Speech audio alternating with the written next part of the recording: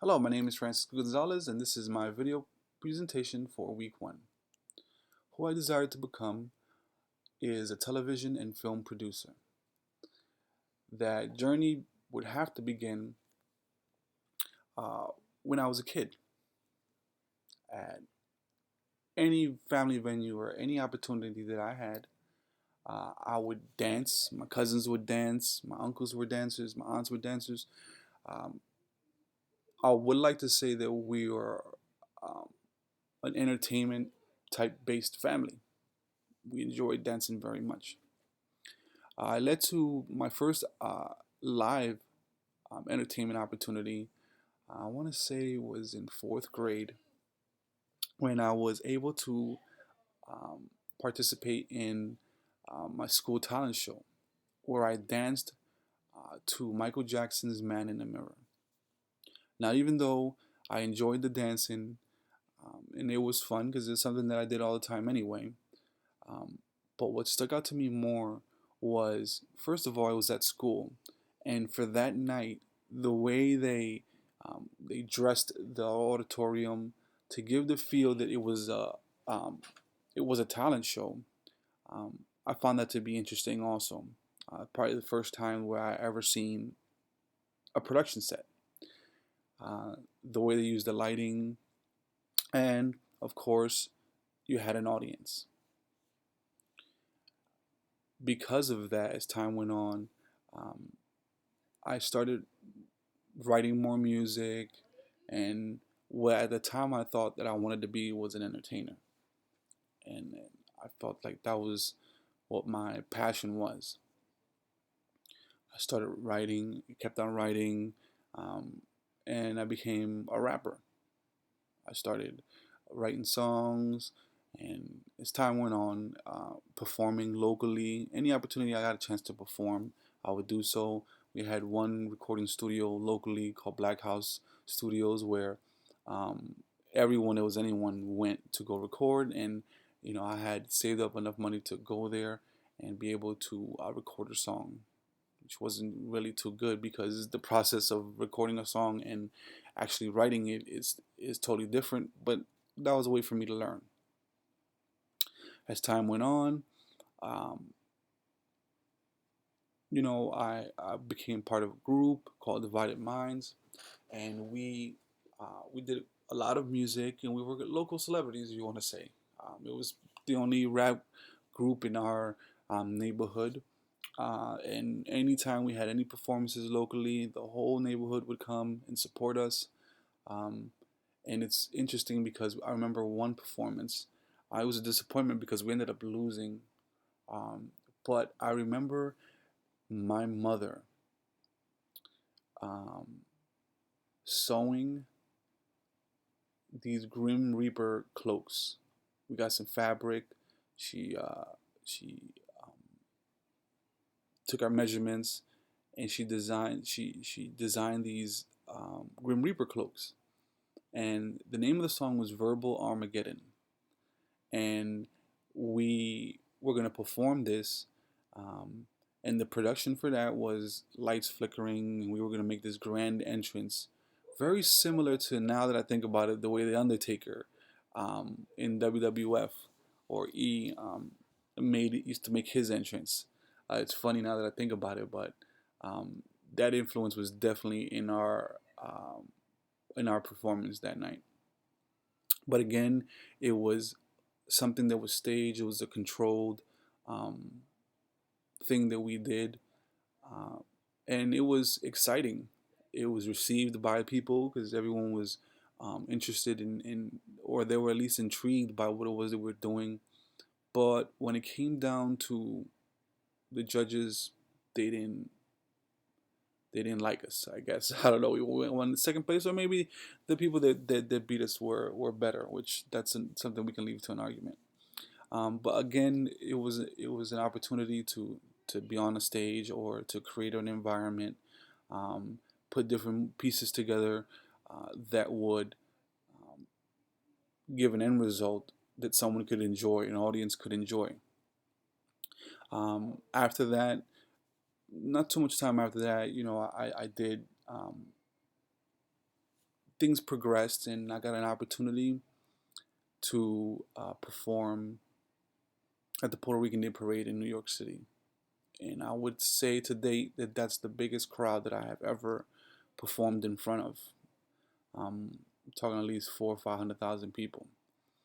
But interesting about that backstory is that as a kid, my dad used to take me to uh, to New York for the Puerto Rican Day Parade, and I would always wonder what it felt like to be on that stage and have all those people yelling and screaming at you and just the energy. Well, who would have known that 15 years later I would get the opportunity to do so. So I did perform at the Puerto Rican Day Parade, and again, even though it seemed like the platform that I was using was like being a recording artist and entertainer, that was my opportunity to gauge or to better understand how environments were created based on the needs or what was needed for that specific performance. Puerto Rican Day Parade, you have the backdrop of New York City, right? Um, you have all the lights, and you have the cameras flashing. You have all these people. It's festive. You have floats that's moving, so it's like a moving stage. Um, and that even then was the most interesting thing about that whole experience. Um, and it came to the production of that Puerto Rican Day Parade and the moving pieces that make that work. As time gone on after that, time went on after that, I I continued writing, but I started taking more of an interest of um, into films. Interestingly enough, is the videos, the music videos that I was a part of as a recording artist. Even though I was the actual artist that was being recorded, I always felt like I was behind the scenes, um,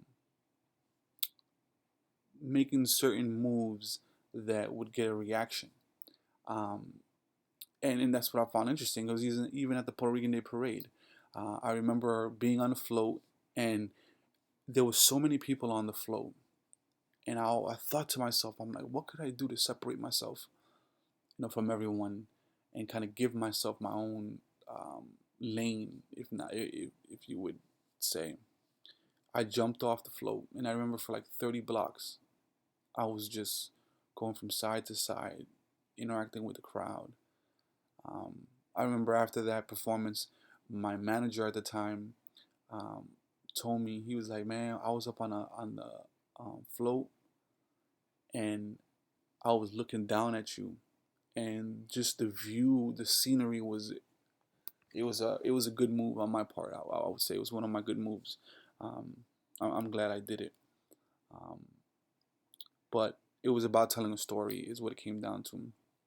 So I started, attempting. I did some research, and I started trying to understand how films are um, created, as far as the writing process.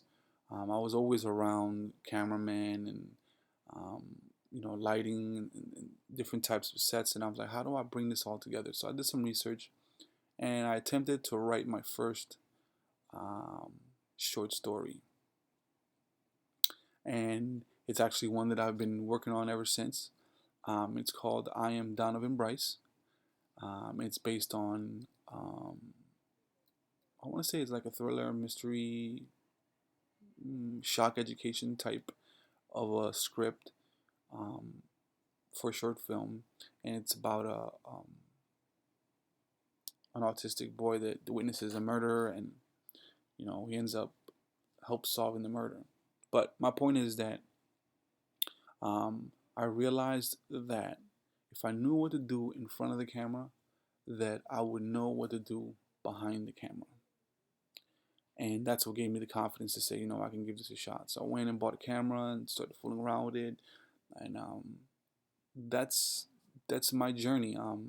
I realized that the part that I'm most interested in, and now that I have a communications background and a finance background, and now I'm in this master's class for entertainment business, is to put all the moving pieces together and how they have this fluid motion that creates something that people enjoy, really gets me going. It's what my passion is. Here are the insights that I gained from the 5 strategies in Robert Greene's book, Mastery. Return to your origins. It, to me, is keep it simple. A lot of times we get overwhelmed with the way the market is going, or um, just what the process is in regards to obtaining your goals. We tend to gauge our success based on others, and because of that, we get lost in the path that we're taking. Forget about what has been working. Um, yeah, um, and that, it comes down to occupying the perfect niche. Um, Interestingly enough, there was a book that I read by uh, Peter Thiel called 0 to 1. Um, and what's interesting about that is he mentioned in the book that if we look to do things 10% better than people, we will always be in competition. But if we put an effort or attempted to do things that was 10 times either better or different than what other people are doing, that you were in a space where there was no competition. And I believe that that works hand in hand, parallel to what Robert Greene was saying in his mastery book about the perfect niche. Um, it's that process that will help you get into a space where you're kind of on your own, and you can focus on what it is that you're doing, and remember um, the path and the journey that you're on. To avoid the false path, ego always gets in the way, especially in the type of field and industry that we're in entertainment, in film, and it's very easily for you to feel the need to live up to a certain expectation, or to follow a certain crowd in order to feel important or successful. And because of that, it might lead you to do things that really um, go away from either the brand you're trying to build, or the person that you are, and as the success that has helped, has helped you gain the success that you received. Um, Let go of the past is something that I definitely have worked on with, and I continue to work on with, because past results do not mean that they dictate what's going to happen. Um, Taking it in as a learning opportunity, and using that um, as motivation is definitely very, very important. And last but not least is to find your way back. If you do stray away, or if you do feel like you've reached a brick wall, um, start the process over again, um, and you'll find your way um, to something new and innovative. And I believe that that's just a cycle of creativity in itself. It's a cycle. Um, you learn, you understand, you do, and then based off what you get from that, you learn some more, you better understand it, and then you create some more. So I believe that that's the life cycle of creativity, if there is one. Um, yeah, I'd like to expand on one of the 5 strategies that I feel at this point is most important to me. Uh, that is definitely to return to your origins.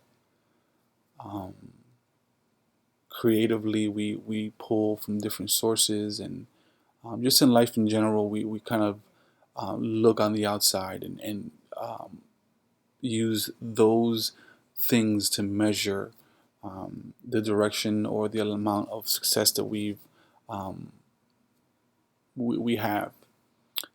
I believe that um, one, if you're going to copy anything, then obviously copy from the greats. It's been quoted many times, um, but also um, kind of gauge yourself, and get into a habit of challenging yourself and looking in the past things that you have done that has worked and hasn't worked, and based off of that, make those tweaks and those adjustments to move yourself forward. My dream job or career would be to be a film producer for um, Viceland or Paramount, one of the major film production or television production studios. What I can do um, in the next 3 weeks to get me in that direction would have to really be to start implementing um, each week what I learn each week. For example, the 5 strategies that Robert Greene mentions in his book Mastery. How do I apply those in real time right now? Um, and that's going back to the basics, making sure that you know I read all the material and really take in um, what the message is and apply it to my life personally. Um, the perfect niche, start gauging and start looking for opportunities in places where there there might not be or may not seem like there is, um, and really uh, focus on what it is that I want to accomplish and what my end goals are of becoming a film producer, um, and not allowing myself to be distracted or talking myself out of what it is that I want to do, because sometimes the shortcut is not a shortcut, right? So another opportunity might come to do something that doesn't really resonate with what my end goal is, and really have faith and believe that the path that I'm on is the one that's going to get me um, to the end result that I want. It doesn't mean that you don't make adjustments, but overall, the adjustments that you should make would fall in line with what it is your end goal is. Letting go of the past. This is a fresh start, a new beginning. It's week one, and what I've done in the past from other degrees or other schools, other projects, or how I even dealt with people in the past, kind of erase that and start over and understand that this is a new chapter in the end result that I want to accomplish. And last but not least, is find your way back. Uh, Regardless to what, understand that um, if I do, things are not perfect. If I do fall off track, um, to always gauge myself and understand that I have to find my way back to what it is, what that path is in order to get the end result that I want.